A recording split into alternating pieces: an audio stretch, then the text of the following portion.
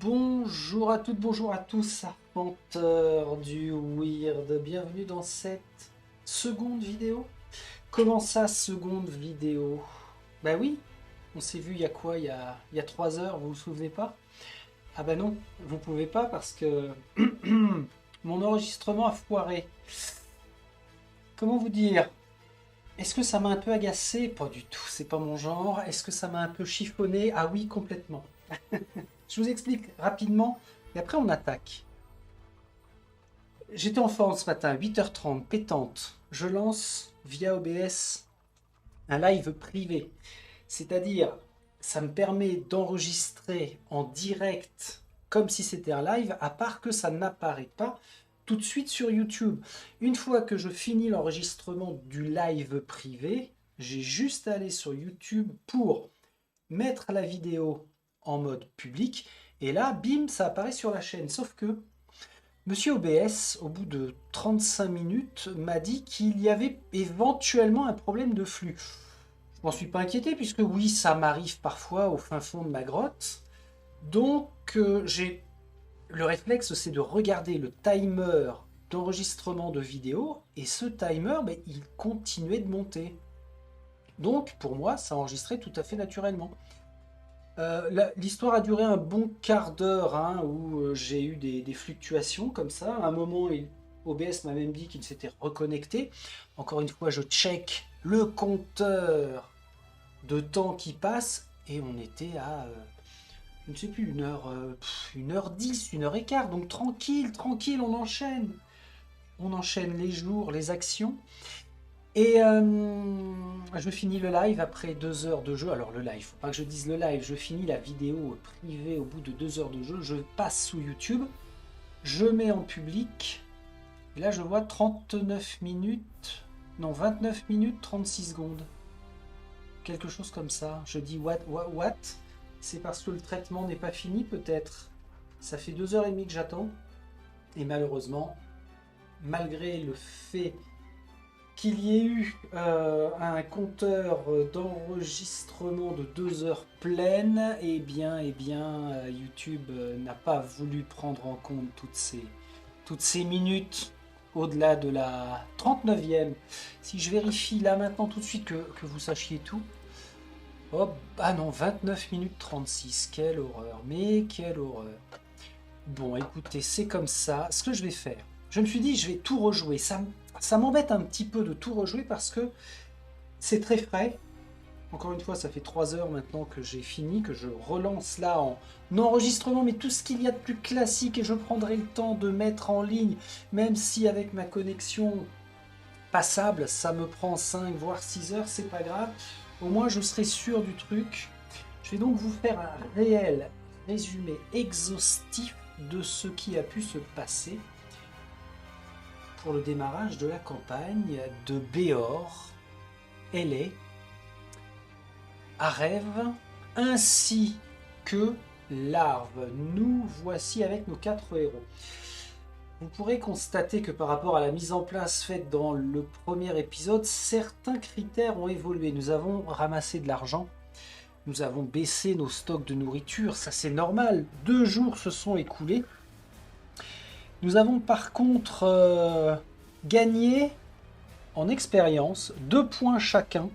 Tout le monde a pu obtenir 2 points d'expérience qu'ils se sont empressés de dépenser pour combler les vides, c'est-à-dire par exemple pour Aref qui n'avait pas d'empathie ou de spiritualité, je ne sais plus, mais remarquez c'est facile à vérifier puisque c'est bien fait pour moi. Oui c'est ça, lui n'avait pas de spiritualité, donc les 2 points d'expérience m'ont servi à lui donner un premier point de compétence en spiritualité. L'art, lui, n'était pas empathique, il a donc gagné un point. Elle n'avait pas de spiritualité, elle en a maintenant un. Quant à Béor, qui était dépourvu de... redis-moi Béor. D'empathie, lui aussi, eh bien, je lui ai donné un point. Je n'ai pas voulu conserver les points d'expérience ou bien pour prendre des cartes, ou alors pour me donner un second point dans une compétence qui en avait déjà une. je stockerai un petit peu plus tard.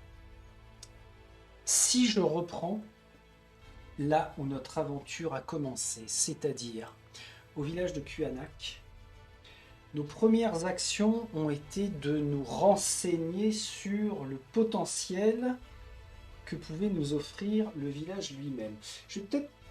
On sait que à la fin de cet épisode 2, nous serons avec Béor et Éléolam de la mélancolie, et avec Larve et Arève, nous serons à Blanc-Lichen. Donc nous avons démarré à Kuanak. Je peux même séparer ces cartes-là, parce qu'on verra qu'elles nous rattraperont. Nous en étions à notre toute première quête. Donc en scénario, nous avions celle-ci. Le savoir ancien. Vous n'avez pas beaucoup de temps, le menhir gardien qui protège votre village depuis des temps immémoriaux est en train de s'éteindre. Selon la légende, un ancien rituel druidique pourrait permettre de le raviver. Vous devez explorer les alentours de Kuanak pour le découvrir. Et il nous fallait gagner la carte secrète Rite du Menhir en allant explorer les alentours de Kuanak. Dès que nous aurions les rites du Menhir, ça nous permettait de résoudre la 5e partie du chapitre 1 et de défausser cette première carte Savoir ancien. Il nous avait donné une astuce, alors je vais parler beaucoup au passé puisque j'ai joué, je vous rappelle cet épisode 2. Donc en astuce, il nous disait que si c'était notre première partie, on pouvait essayer de rentrer à Kuanak pour le premier crépuscule du jour 1, afin d'y passer la nuit et de lire le rêve concerné. Parce que les rêves contiennent souvent des indices. Alors avant de quitter Kuanak, on s'est quand même intéressé à ce que nous pouvions faire. Je ne sais plus exactement qui est qui, ou plutôt qui a accompli les actions, mais nous nous sommes rendus dans les maisons des familles des champions de la première expédition pour prendre des nouvelles et surtout pour en apprendre un petit peu plus sur eux. Rares sont ceux qui n'ont pas perdu un être cher au cours de ce long hiver. D'abord ce fut la famine, puis la maladie. Enfin les 5 derniers piliers de la communauté, les seuls héros que cette région n'ait jamais connus, ont quitté brusquement le village. Maintenant, quand vous croisez le regard perdu dans le vague des derniers résidents, vous comprenez que tout ce qu'ils souhaitent, c'est oublier. Je leur avais demandé de partager leur fardeau. Pour ça, il fallait que j'ai au moins payer soit une richesse, soit une... Non, j'avais pas fait ça, pardon. Délier les langues avec de l'hydromel. Alors, je vais peut-être pas vous laisser le bord du bouquin, là, ça n'a pas d'intérêt. J'avais délié les langues avec de l'hydromel, c'est-à-dire en payant une nourriture, ce qui avait permis d'en apprendre un petit peu plus. Il vous faut un moment pour sortir les villageois accablés de chagrin de leur mutisme. Lorsque vous y parvenez, des histoires de séparation et de départ affluent comme un torrent. Vous tentez de vous souvenir de chaque détail, la couleur du palefroid que montait Néante, la prêtresse du village, l'ornement du haubert que portait le jeune seigneur Yvain, cette étrange corne à boire qu'Erfir le forgeron trimballait partout, la marque de naissance de Faël, le maître chasseur, la cape brodée d'Aubert, le voyageur averti, pour qui l'île n'avait aucun secret. Lors de votre périple, le moindre détail pourra se révéler précieux. Et là, nous avions gagné la première partie du statut, destin de l'expédition. Et sur notre feuille de statut, destin de l'expédition, c'était ici. Ma remarque avait été de dire, tiens, il y a 9 coches à faire, mais dès que vous avez les parties 1 à 8 de ce statut, allez à l'entrée 405 du livre des secrets. Alors c'est bizarre, on a une coche 9e à faire, mais il se déclenchera quelque chose de la première à la 8e.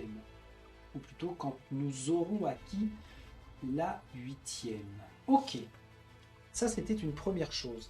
Et puis, avant de se séparer, l'un d'entre nous était allé demander aux villageois de nous aider à nous préparer. Ils n'ont plus grand-chose, mais cela ne les empêche pas de partager leurs maigres réserves avec vous. Certes, c'est un peu indigne d'un héros, mais comme tous les vrais héros ont disparu, qui pourrait bien contester vos méthodes? Si vous avez au moins un de réputation et que vous n'avez pas le statut charognard, nous ne l'avions pas, on venait juste de démarrer. Chaque membre du groupe gagne 2 nourritures. Ensuite, un objet au hasard et il fallait, dans la feuille de statut, cocher le mot-clé charognard. L'objet qui avait été tiré, c'était celui-ci. Un collet, donc un objet d'artisanat. Pour 1 d'énergie, on lance le cadran à l'extérieur d'une communauté et ça nous permet sur un Graal de gagner une nourriture, malheureusement sur un crâne, de défausser le collet. Et c'est Béor qui en a hérité parce que les deux groupes que je constitue, c'est d'un côté Béor et Hélé et de l'autre côté Arève et Larve. Et Arève, grâce à sa compétence cueillette, est à même de faire gagner de la nourriture. Donc le collet pourrait beaucoup plus servir à Béor et Hélé. Et puis enfin, pour terminer notre exploration de QAnac avant de partir, nous avons pris du repos dans notre maison pour la journée. C'était à l'entrée 5. De nombreuses personnes refuseraient d'appeler ce taudis une maison. Mais le décor familier a quelque chose d'apaisant. Alors que vous vous endormez dans votre lit, vous vous dites que c'est peut-être la dernière nuit que vous passerez sous ce toit. Et là, nous avons appris que si le lieu contient un menhir actif, chaque membre du groupe qui se repose dans sa maison gagne 2 en santé et perd 2 en terreur. Alors là, ça ne nous avait pas servi, puisque notre santé était au maximum et notre terreur était au minimum. Mais au moins, je me suis noté sur ma feuille de campagne que, à QAnac, le repos à la maison permettait la guérison santé et la diminution de terreur. C'est un point qui me paraît important parce que si à un moment ou à un autre de nos explorations il s'avère qu'on est vraiment très mal, il faudra se souvenir que QAnac reste un très bon endroit pour se poser. Ensuite, j'avais une décision à prendre parce que les uns les autres, il leur restait en gros 1 d'énergie, 1 ou 2 points d'énergie. D'ailleurs, je précise à ce stade que j'ai fait très attention par rapport au cours de la journée de bien suivre élément après élément ce que nous avions la possibilité de faire, hein, le déroulé d'une journée. Et pendant la phase 2, donc la journée pendant laquelle on dépense nos énergies pour effectuer différentes actions, j'ai fait très attention d'aller sur les tableaux de bord de chacun des héros pour bien diminuer les énergies concernées.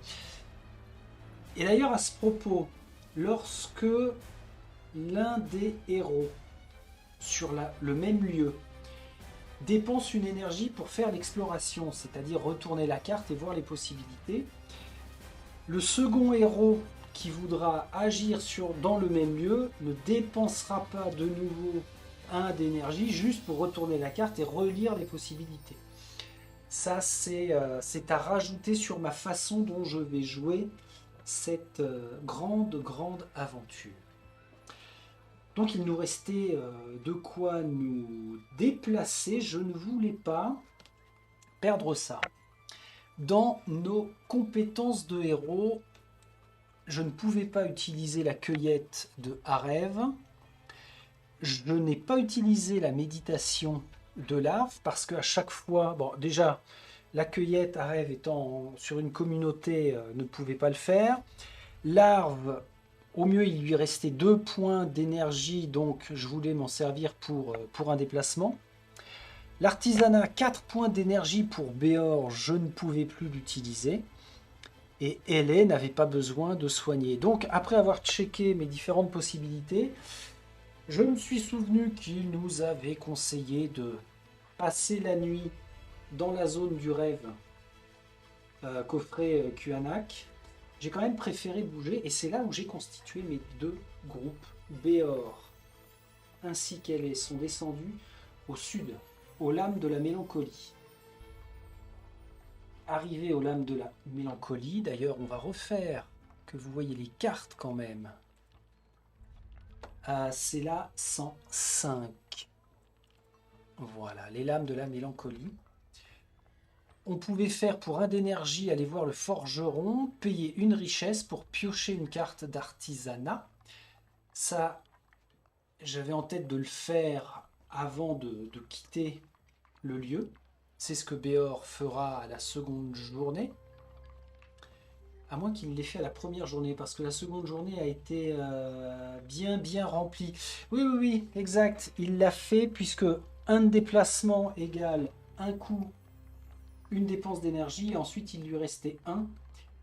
Il s'est donc séparé d'une de ses richesses, c'était d'ailleurs sa seule pièce de départ, pour acquérir un bouclier cabossé. Donc il a fait du commerce, avec une particularité en cas de combat, on verra lorsqu'il l'utilisera. Et ensuite, Miss Hélé a dépensé son dernier point d'énergie pour voir à quoi il fallait s'attendre aux lames de la mélancolie. 105. Je vous montre le verso. Voilà. Vous vous reposez un moment à l'ombre de ces épées titanesques, dont l'odeur de rouille vous chatouille les narines. À une trentaine de mètres de là, un vieux forgeron peine à la tâche, ébréchant les bords déchiquetés d'une de ses armes antiques. Il utilise un étrange marteau qui émet des sons bizarres lorsqu'il frappe le vieil acier. Dans ce lieu, Hélé a averti Béor qu'il pourrait tenter de grimper le long d'une des épées, ou bien qu'il pourrait essayer de parler au forgeron, ou bien encore se reposer à l'ombre d'une épée. Béor a mis fin à la journée en prévenant Hélé qu'il s'intéresserait beaucoup plus aux épées, mais le lendemain. Et puis, Arève et Larve sont allés du côté du conclave calciné. Avant, je termine avec Béor et Hélé, parce que lorsque je suis arrivé sur les lames de la mélancolie, j'ai bien pensé à dévoiler les cartes de part et d'autre. Non, pas celle-ci. L'hospice insulaire, non, puisque en clé de rapprochement, on n'a que sur cette carte-là le conclave calciné. Donc arrivé ici, on avait l'arve bois à l'ouest. Voilà, et c'était tout. Donc ensuite, lorsque Arève et l'arve se sont déplacés, cette fois-ci, j'ai révélé au nord et au sud. Pas du tout ici à l'est, puisque de toute façon, il n'y a pas de numéro. En le disant, je me demande si je n'aurais pas dû, tout de suite d'ailleurs, même si c'était pas connexe là, si des lames de la mélancolie, on ne peut pas se déplacer à l'hospice insulaire, il me semble que j'aurais quand même dû la révéler. Cette carte, c'est à y penser les prochaines fois. Dès que nous avons mis un pied avec l'autre duo au conclave calciné, il fallait piocher une rencontre grise pour l'affronter immédiatement. Le vent qui caresse les hautes herbes de ces plateaux désolés transporte également une odeur de chair brûlée. Et la rencontre, alors on a dit que c'était une rencontre verte Bah, c'est tout simple, hein, mais c'est les toutes premières rencontres que l'on a. C'était une vermine brumeuse. Vermine brumeuse, voilà, c'est celle-ci. Ça, c'est vraiment la rencontre de base pour s'entraîner un petit peu avec les combats. Combat, je le répète, que je n'aime absolument pas pour l'instant, en tout cas. J'espère que je m'y ferai et que je prendrai plus d'engouement et de plaisir à les réaliser. Alors, la vermine brumeuse, elle a 4 points en valeur de rencontre, c'est-à-dire 4 points de vie à dégommer. Sur la droite, elle a ses fameuses clés de caractéristiques. Sur la gauche, on pose les potentiels de combat. Alors, c'est vraiment bizarre comme mot, mais bon, potentiel de combat, c'est-à-dire les cubes que l'on gagne pour mettre à terre les ennemis. En dessous, on a le tableau de combat avec les réactions de l'ennemi en fonction du nombre de cubes dégâts que l'on leur a fait.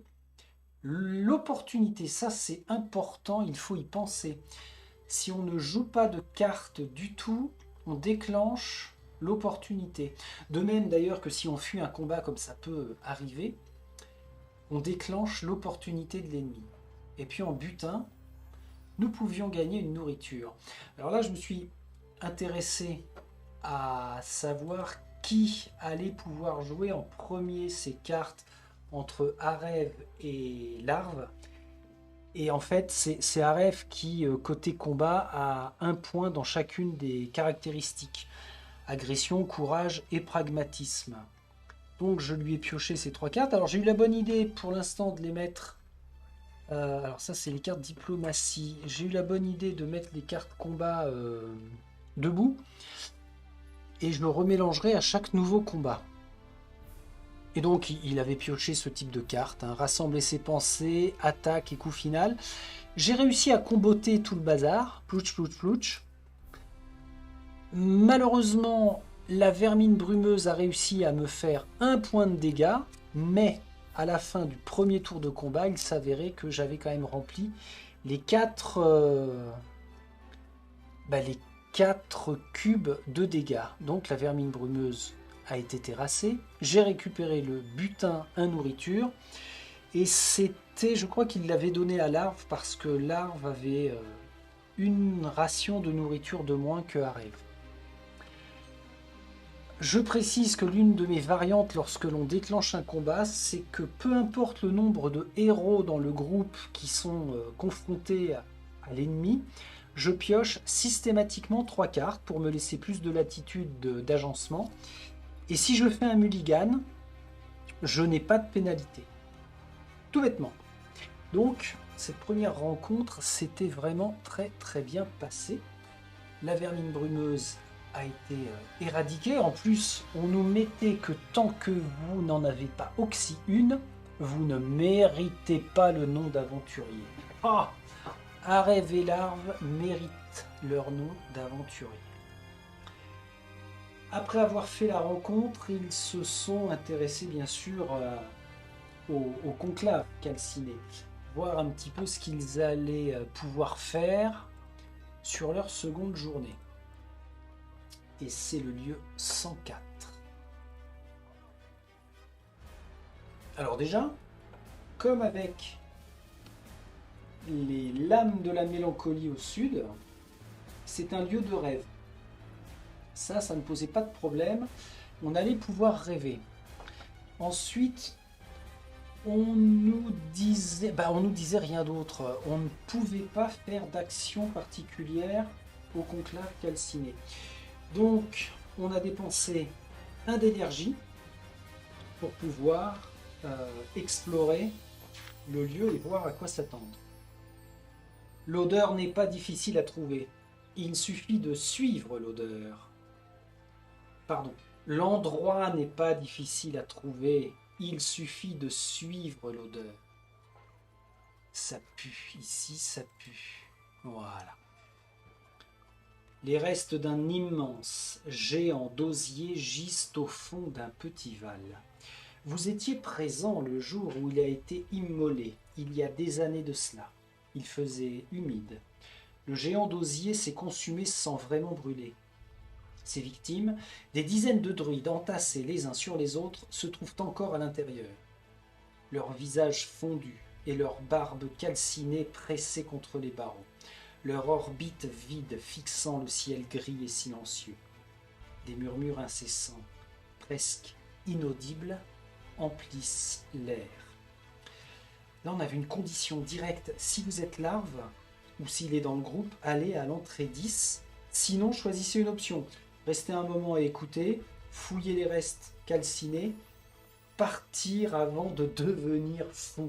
Comme l'arbre était présent, l'entrée 10 nous indiquait que les bouches décharnées semblent ricaner. On dirait que les doigts fondus vous font signe. Un murmure haineux gronde comme une mer déchaînée. Vous finissez par comprendre qu'ils veulent que vous veniez à l'intérieur avec eux, que vous franchissiez les barreaux, afin que leurs bras noircis et leurs mains calcinées puissent vous enlacer, que vous les rejoigniez dans cet endroit où votre vie aurait dû s'achever avec la leur. Pour la fin de journée, Larve n'avait plus d'énergie disponible, donc le lendemain, il savait qu'il pouvait soit aller à l'intérieur, soit poser son oreille contre les barreaux et récolter autant d'informations que possible, ou alors partir. Là, je vérifie une petite chose.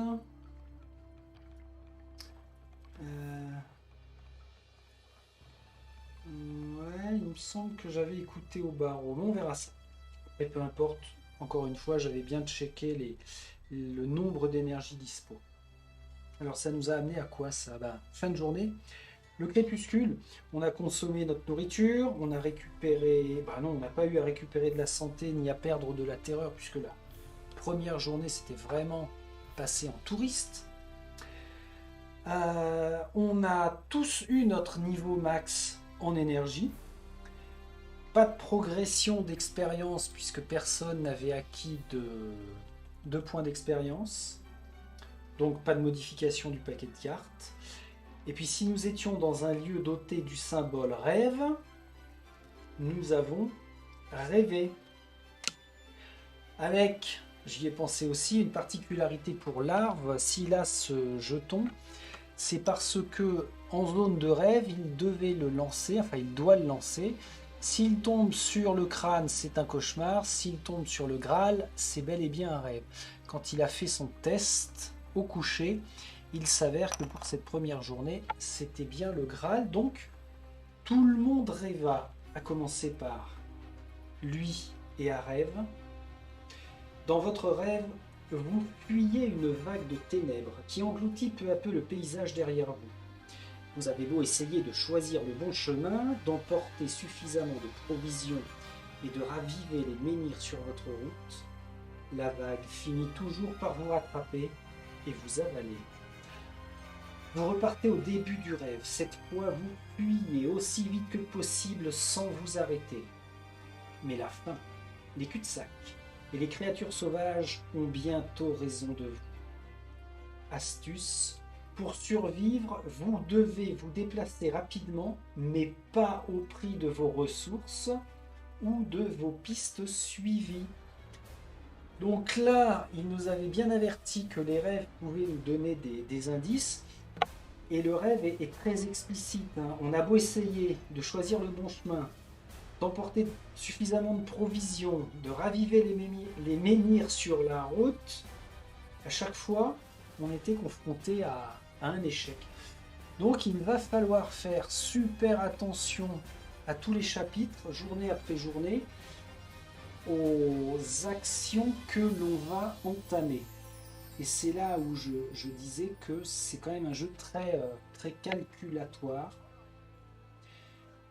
sans vraiment anticiper, au moins prévoir d'une journée sur l'autre comment on va faire nos actions. Surtout par rapport à l'état de santé, l'état de terreur, là c'est pas évident à anticiper, mais sait-on jamais. Et puis, bien se rappeler qu'on a des quêtes, et que les quêtes, même si je me suis donné des jours supplémentaires à chaque activation de menhir, je vous rappelle que je démarrerai systématiquement à 8 au compteur, bah, malgré ces journées supplémentaires, on peut vite s'en aller dans des embranchements qui vont faire que on consomme trop, on perd trop de temps et on se retrouve à échouer. Donc prudence, prudence, prudence. On a entamé notre seconde journée, donc à la phase de l'aube, il n'y a pas de menhir épuisé, pas de gardien. J'avais révélé la prochaine carte événement qui était l'Exode. Je vous montre ça. Des sans-abri errent sur les routes et les sentiers. Beaucoup d'entre eux proviennent de villages de pêcheurs situés à l'ouest, dont les menhirs se seraient éteints il y a plusieurs semaines. Même s'ils sont déformés et malades, ils font partie des plus chanceux. Ils racontent des histoires à glacer le sang. Vos terres vont-elles subir le même sort? Une option, aider les réfugiés. Chaque joueur peut payer une richesse ou une nourriture pour gagner 1 de réputation et 1 point d'expérience. Ça, tout le monde l'a fait parce que la carte telle que je la lis, c'est pas lié à un lieu. C'est vraiment chaque joueur par rapport à cet événement du jour. Donc tout le monde a gagné une richesse et une nourriture. Et ensuite, placer 5-1 événements aléatoires supplémentaires au sommet du paquet événement. Alors mon paquet événement, il est ici. Initialement, on n'a que des cartes, que les cartes qui concernent le chapitre 1. Comme ça, que je n'ai pas slivé, parce que finalement, il n'y a pas besoin. Et puis, on a des cartes d'événements aléatoires. Et là, je me suis posé la question, est-ce que c'était comme avec les menhirs? Plus j'aurais accès à des cartes d'événements, plus je pourrais faire tourner les... Enfin, plus je pourrais faire passer les journées peut-être sereinement. Parce que, imaginons que je n'ai qu'un seul événement à piocher avant d'aller à la troisième partie, bah, c'est peut-être pas forcément bon. Donc, il nous demande 5-1 par joueur. J'aurais dû placer qu'une seule carte événement. J'ai tranché. J'ai fait moitié-moitié. Donc, en fait, 5-2, puisque nous sommes 4. Et j'ai placé 3 cartes événements dans la pioche. Est-ce que c'était un bon calcul? Je ne sais pas, mais en tout cas, c'était le mien. Et puis alors, par contre, une fois que cet événement est joué, donc que l'on ait donné ou pas de la richesse ou de la nourriture pour aider les réfugiés, on défaussait la carte. Donc on se retrouvait de nouveau, toujours avec la fameuse carte de la quête en cours. Trouver les rites, c'est pas celle-ci, comment ils appellent? Les rites du menhir, voilà. Trouver les rites du menhir. Ensuite, choisir nos objets et les secrets actifs. Ben là, c'était vite vu, puisqu'il n'y avait que Béor qui avait ces objets. Il les conserve, pas de problème. Et puis nos actions. Je vais vous détailler d'abord ce qui s'est passé pour Béor, ainsi que Elé. Ils avaient dans l'idée de tenter de grimper le long d'une des épées. Est-ce de l'or qui brille sur le pommeau? Entrée 1. On avait 3 options. Tenter une escalade libre en comptant sur votre force et votre agilité. Pour ça, il fallait avoir au moins 1 en courage. Alors, j'avais envie que ce soit Elé qui grimpe. Elle possède 1 en courage. En seconde option... Ah oui, alors, chose importante, c'est que on rentrait sur les tout premiers tests avec le dé à 6 faces. Si on tentait une escalade libre en comptant sur sa force et son agilité, on lance un dé et on ajoutait notre total de santé. Alors, étant en pleine forme, elle était à 7. Elle y est toujours d'ailleurs, donc ça faisait 7 plus 1 des 6. J'ai préféré assurer quand même. Deuxième option, étudier la surface de la lame, trouver la meilleure approche et grimper lentement. Ça coûtait 1 d'énergie par membre du groupe. Il fallait cette fois-ci lancer toujours le dé, ajouter 2 plus le total de force, le total de santé. Donc on avait un bonus de 2. Ce qui était mieux par rapport à l'escalade libre.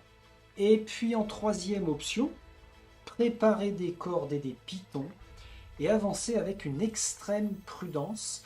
Pour ça, il fallait au moins 1 en prudence. Elle la possède. Ça coûtait 2 en énergie par membre du groupe, un peu plus cher, mais par contre, non seulement on lançait un dé, on rajoutait le total de la santé de LA, mais en plus on avait un bonus de 5. On a pris cette troisième option. Béor, au pied de l'épée sur laquelle allait grimper LA, au pied de cette épée pour la guider du mieux qu'il allait pouvoir et puis l'assurer avec la corde. Et puis elle a fait la grimpette. Elle a fait un très très bon résultat. Alors sachant que elle démarrait avec 12. 12 parce que le bonus de 5 grâce à Béor, plus grâce à toute la préparation, et son total de santé 7, c'était 5, 12. Elle a fait 3. Donc elle est montée à 15. Et quand on regarde le résultat, si on fait une escalade à 14 plus, c'est une escalade parfaite. Ce qui nous a permis d'en apprendre un peu plus. Épuisé et en âge, vous vous logez dans une niche étroite, creusée dans ce qui était la gouttière de l'épée. Vous vous reposez un moment, admirant le paysage coupé le souffle qui s'étale sous vos yeux. D'ici, vous pouvez voir qu'il y a 2 autres menhirs à proximité de Kuanak. Le premier repose parmi les tumulus couverts de brume des précurseurs. L'autre se dresse dans les collines près d'un village maudit appelé Blanc-Lichen. Donc là, j'ai pris la carte. Nous étions juste ici à l'est de Kuanak. Et on voit là qu'il y a un menhir. Donc Blanc-Lichen devait être par là. Et nous, on est ici, sur une des épées aux lames de la mélancolie. Donc on voyait Blanc-Lichen par ici, et puis l'autre menhir au nord-ouest là. On voit qu'on en a un, et ils ont appelé ça parmi les tumulus couverts de brume des précurseurs. Donc 2 menhirs potentiels à aller activer. Il fallait placer un pion quête pour représenter notre progression sur les lames de la mélancolie. Et là, elle avait une option, s'il lui restait de l'énergie, elle pouvait continuer son escalade ou bien redescendre. Bien évidemment, elle a continué son escalade. Vous levez la tête et remarquez la garde de l'épée qui brille au-dessus de vous. Allez à l'entrée 1. Il fallait de nouveau retenter un test de façon à gravir les derniers mètres qui nous séparaient de ce qui nous intéressait. Là, il a carrément fait 6, sachant que de nouveau, ils ont consommé chacun 2 énergies pour reprendre l'option de la préparation des cordes et des pitons, pour avancer avec une extrême prudence. Ce qui lui a permis d'atteindre le sommet, pour aller à l'entrée 6. Et l'entrée 6, ça permettait de prendre les compteurs qui possèdent la face tête de mort, et de les placer dans le même sens que le dessin. Donc, celui-ci était comme ça, là ça révélait un 4, celui-ci comme ça, un 2. Et j'avais pris Alors celui-ci, on était comme ceci. Je suis inversé ou pas? Je vérifie. Lâche-moi ça, on sait qu'on est à 7. Ouais, c'est ça. Ça faisait 427. Avec une particularité quand même, c'est que la toute première fois où j'ai placé les compteurs, là, j'avais pris ceux sur lesquels je n'avais pas fait la dorure pour les chiffres pour qu'ils ressortent. Et je me suis planté. Je les avais mal lus parce que c'est carrément illisible. Et donc je suis allé à une entrée du livre des secrets qui s'avérait totalement incompréhensible sur les deux premières phrases. Donc je sais maintenant qu'il faut impérativement bien utiliser ceux qui ont des chiffres qui ressortent correctement. Notre contour est bien sur 7, le menhir de Kuernak. J'ai dit 427. Allons-y voir. On va mettre ça là. Livre des secrets 427. Vous avez réussi. Vous vous hissez sur la garde de l'épée, aussi large que des douves d'un château. Depuis leur nid, les oiseaux marins vous jettent des regards inquiets. Vous écartez les bras, comme si vous alliez enserrer l'île tout entière. D'ici, vous pouvez observer les incroyables paysages qui se dessinent dans le lointain. Au nord-ouest se dressent les murs pâles et lisses d'une forteresse des précurseurs. Loin, au bout du rivage oriental, vous pouvez distinguer le château de Camelot. Directement au nord se reflète le lac Miroir, puis le cercle lunaire, lieu sacré des druides qui s'étend au-delà. Vous découvrez par la suite que de nombreuses parties de la garde de l'épée sont encore couvertes de feuilles d'or. Nous en avons profité pour gagner 1 point d'expérience chacun et 2 richesses chacun. Et on a gagné la première partie du statut trésor caché. Et là, je me suis dit, tiens, trésor caché, 1 sur 8. Ça veut dire qu'on doit pouvoir trouver jusqu'à 8 trésors cachés dans toute l'aventure. Ça peut être sympa. Et c'est ce qui a mis fin à l'exploration des lames de la mélancolie de nos deux amis. Donc ensuite, eh bien, il a fallu que ce soit Arève et Larve qui inspectent le conclave calciné. Alors tout d'abord, ils avaient décidé, je crois que c'était Arève, avait décidé de coller son oreille contre les barreaux pour récolter autant d'informations que possible. Au bout d'un moment, vous finissez par distinguer des voix au milieu de la cacophonie de chuchotements. Plusieurs vous menacent ou vous maudissent, vous et les vôtres, pour ce que vous avez fait subir aux druides. Certaines poussent des râles d'agonie, l'une d'entre elles détaille une invocation oubliée et un rituel secret. Si vous avez au moins 3 en magie, allez à l'entrée 7 malheureusement. Arève ne possédait pas suffisamment de magie. Sinon, chaque membre du groupe gagne 1 en magie. Chaque membre du groupe qui possède une empathie supérieure à 1 gagne 1 de terreur. À ce stade, Arève, je crois, ne possédait pas d'empathie. Puisque, comme je vous l'ai dit, je lui ai fait dépenser ses 2 points d'expérience pour la mettre. Mais au moment où il a écouté au barreau, il n'avait pas d'empathie, donc il n'y a eu que Larve qui avait pris 1 point de terreur. Et puis Arève s'est arrêté de faire des actions, il a préféré passer la main à Larve, qui lui a fait le choix de rentrer à l'intérieur. Entrée numéro 4.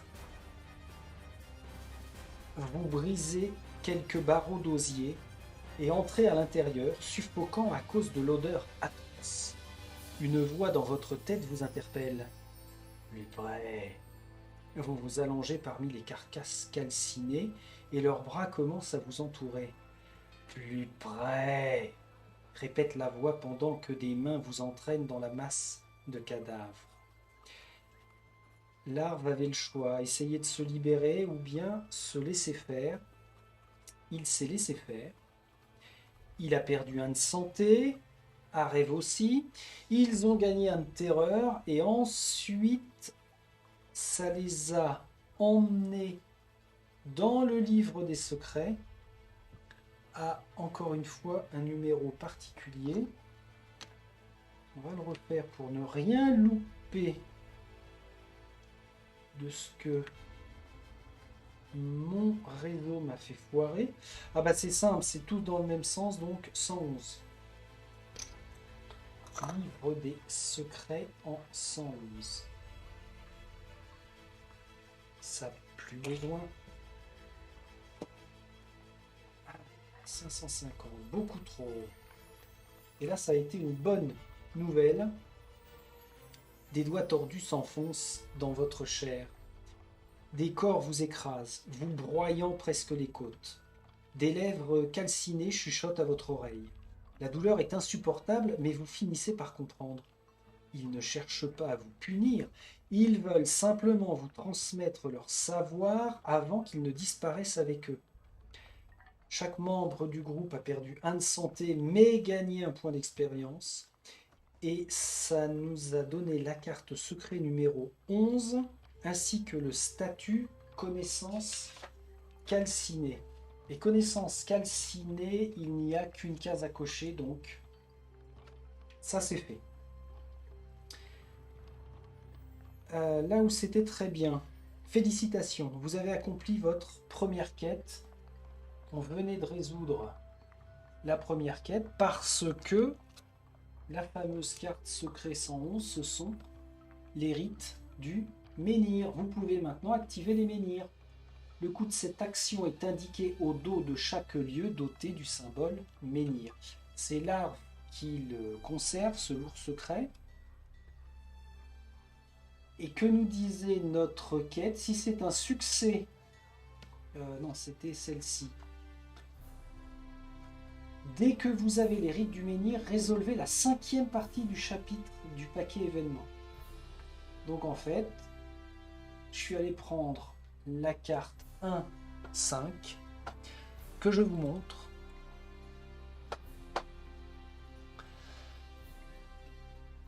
Un périple commence. Placez cette carte au sommet de la pile quête active. Malgré tous vos efforts pour apprendre et exécuter le rite ancien, il semble que vous ne puissiez rien faire pour le menhir de votre village. Le cœur lourd, vous réalisez que votre seul espoir consiste à réactiver une des 2 statues situées dans les alentours. La quête en elle-même, activer un menhir dans l'un des lieux voisins, tumulus des précurseurs en 106 ou blanc lichen en 107. En cas de succès, quand vous activez l'un de ces menhirs, on résout la 6e partie du chapitre 1. Et on défaussera cette carte. Donc, ou bien Tumulus des précurseurs, ou bien à Blanc-Lichen. Lorsqu'on est arrivé là, au conclave calciné, ça a débloqué au sud l'hospice insulaire et Blanc-Lichen au nord. Et effectivement, sur Blanc-Lichen, on voit bien qu'on a une icône de menhir. Et par contre, Tumulus des précurseurs en 106. Ici, on a l'indication de la carte 106. Ça va être là. Donc, pour résoudre la quête et visiblement finir le chapitre avec la partie 6, on active un menhir ou ici ou ici. Encore fallait-il savoir de quoi on allait avoir besoin.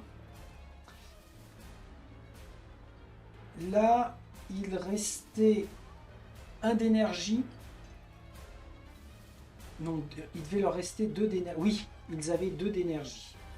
La question était de savoir si on allait se rendre au sud ou alors immédiatement au nord pour anticiper sur les possessions à avoir pour l'activation du menhir. Ce que je me rappelais à l'hospice insulaire, parce qu'encore une fois, j'ai joué le démarrage de la partie peut-être bien sur 3-4 jours max. À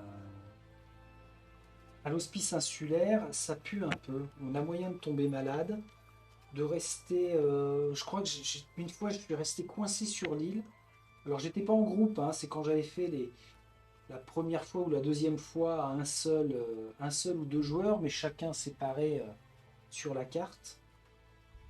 Donc Hospice insulaire, ça me paraissait non, ça me paraissait pas être le bon moment d'y aller pour le lendemain.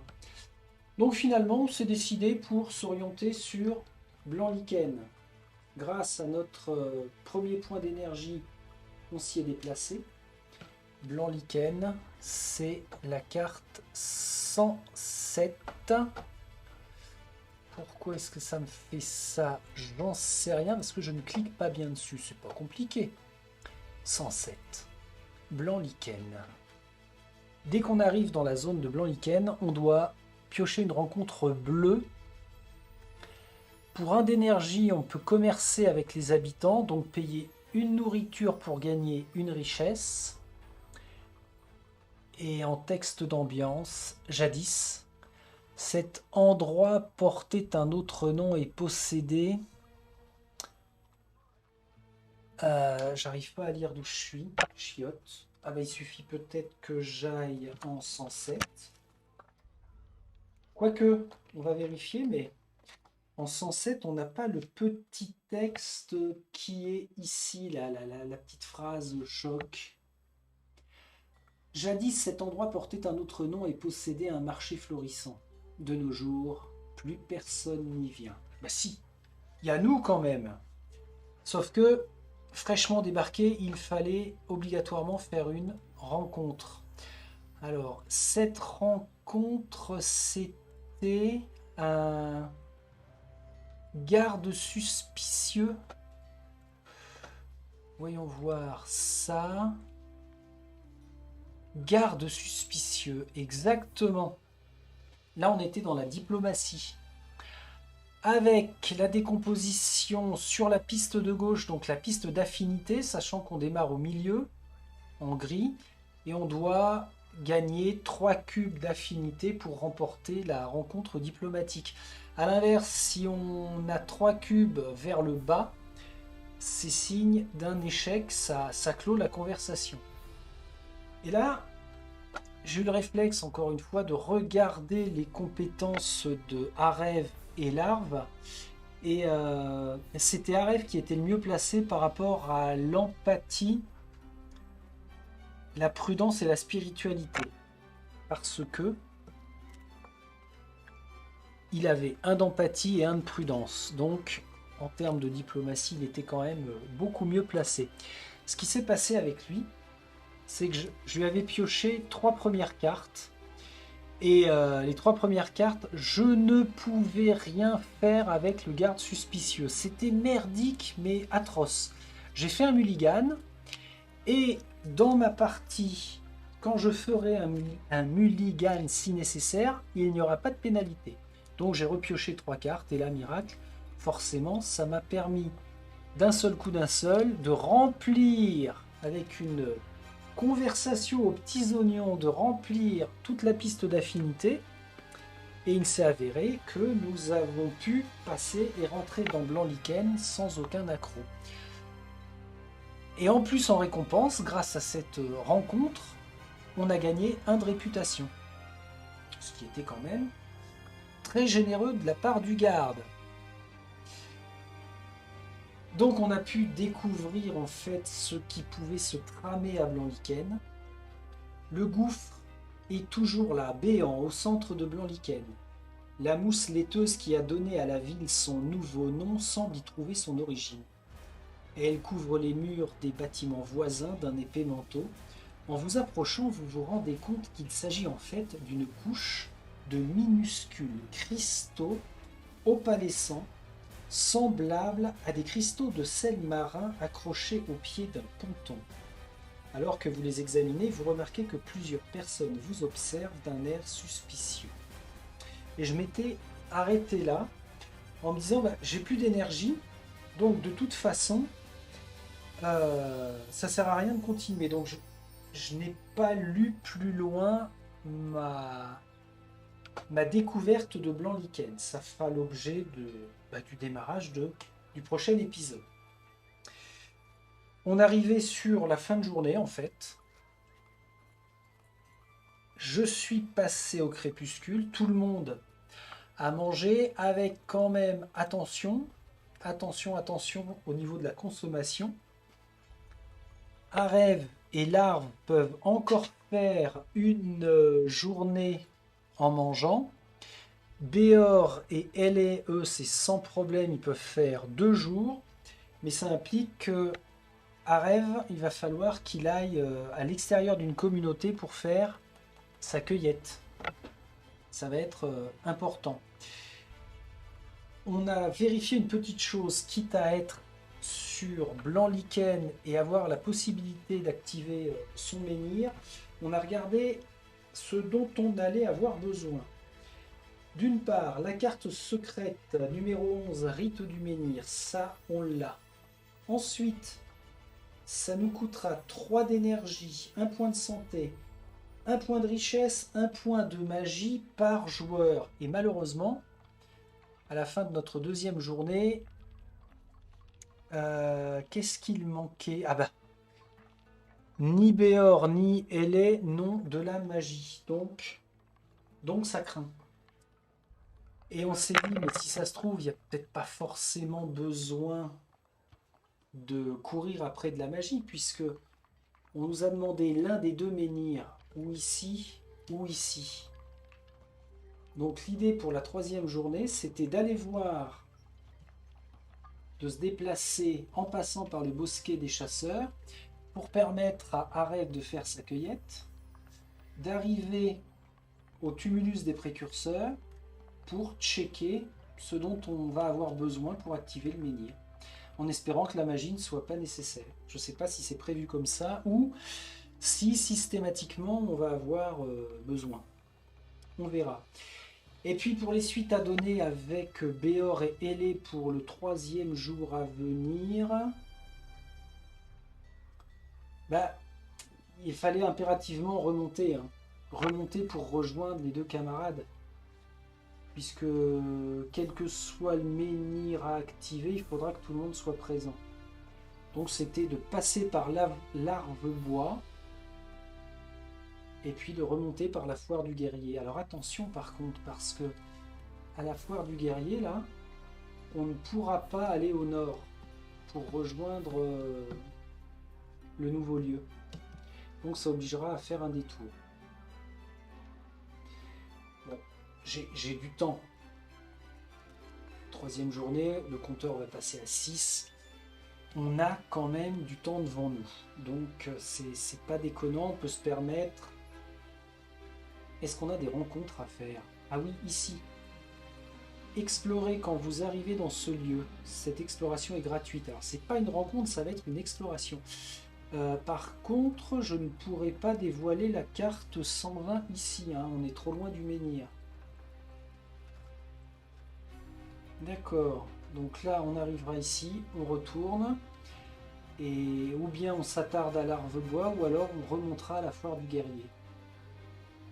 Mais en tout cas, sur ces deux lieux-là, ne nous parlons pas de magie pour l'instant. Ok. Et puis enfin, on a rêvé, puisque les uns comme les autres, on était dans un lieu de rêve. Alors, aux lames de la mélancolie, ça a été le même rêve qu'au crépuscule de la première journée. Par contre, à Blanc-Lichen, à rêve, à rêver. Rêver de chez vous est compréhensible, après tout. Pour la plupart d'entre vous, cela faisait longtemps que vous n'aviez pas quitté votre village. Mais pourquoi tout le monde marche-t-il et parle-t-il à l'envers? Bonne question, à rêve. Et puis, il fallait savoir si Larve allait rêver ou cauchemarder à cause de sa toxicomanie latente. Le jeton a été jeté et joie bonheur, il est retombé une nouvelle fois sur le Graal. Alors je considère que c'est bien parce que les cauchemars doivent être pénalisants, même si par le biais d'un cauchemar comme par le biais d'un rêve, on pourrait avoir des astuces, des indications. Donc c'est à voir. De toute façon, Larve finira bien par faire un petit cauchemar des familles. Ainsi s'était achevée la seconde journée et ainsi s'était achevé mon second épisode. J'étais tout content d'avoir fait cet épisode, ça s'était plutôt bien goupillé. Concernant les tableaux de bord. Alors, puisqu'on avait tous gagné 2 points d'expérience, comme je l'ai dit en préambule, c'est là où tout le monde a claqué ses 2 points pour se mettre un point là où il en manquait. Ça veut dire que maintenant, il n'y a plus que LA à qui il manque un point en agression, pour éventuellement les combats. Je lui ai mis 2 en empathie. Béor, j'avais dit que j'avais complété ou l'empathie ou la prudence. Arev, je lui avais complété avec la spiritualité. Et puis j'avais mis pour Larve, je lui avais mis de l'empathie parce que sur les rencontres de gardes suspicieux par exemple, ça pourrait servir. Parce que là, oui, je pilote les 4 héros. Mais on n'est pas à l'abri à un moment ou à un autre de devoir nous séparer. Donc si Larve doit faire son petit bonhomme de chemin tout seul, autant qu'il ait un petit peu de bagage pour les rencontres diplomatiques. Je m'inquiète pas trop par rapport au combat avec Larve, parce qu'il a quand même un petit peu de magie. Je suppose que ça peut tabasser sérieusement. Arev, la diplomatie, ça pourrait aller. Le combat, ça pourrait aller. Béor sera plus doué en combat, même largement avec ses 2 points en agression. Quant à Elé, c'est un petit peu particulier parce qu'elle n'a pas de point de magie. Mais par contre, elle est très empathique. Donc pour la diplomatie, ça match. Mais en combat, j'ai un petit doute quand même. En termes de nourriture, on a vu, il va falloir que je puisse augmenter tout ça. En termes de richesse, pour l'instant, on est pas mal, mais attention à ce que l'on doit dépenser. En expérience, ça, on va gagner au fur et à mesure. Il ne faudra pas que je néglige l'achat de cartes avec des points d'expérience. Ça, j'ai encore pas fait, mais ça peut être quand même sympa. On est passé au travers de rencontres plutôt désagréables. Hein. Jusqu'à présent, ça a été très soft. Ah oui, et j'ai bien pensé à chaque fois à remélanger la carte rencontre dans le paquet quand la rencontre est finie. Donc les amis, voici le résumé de l'épisode 2. Le rattrapage a été fait. Alors, je n'ai rien oublié hein, par rapport aux lieux dans lesquels on est passé. La révélation, c'est bien fait. La dépense d'énergie, encore une fois, c'est bien fait, il n'y a pas de problème. Le contour a bien été descendu. Donc là, 3e jour, on va passer à 6 sur le compteur et puis on va voir. On va voir. Bon, un démarrage, ma foi, assez intéressant. Et en gros, on va considérer que pour jouer une journée, il faut 1 heure. C'est à peu près ça. Entre la réflexion, le brassage de cartes, un éventuel combat ou une rencontre diplomatique, il faut à peu près compter 1 heure. Donc on verra comment ça avance, mais pour l'instant, nous avons très très bien démarré. Bon alors, désolé pour le ratage internet de l'enregistrement complet de l'épisode. Je ne reprendrai pas de risque. Hein. À partir de maintenant, ce sera systématiquement un enregistrement sur mon disque dur et dans la foulée, je mets en ligne par le téléchargement classique de YouTube. Même si ça prend 5 heures, et ma foi, c'est pas grave. Ce sera bon pour les nerfs de Béor, Elé, Arev et Larve que nous retrouvons très très vite. Merci à vous. Salut.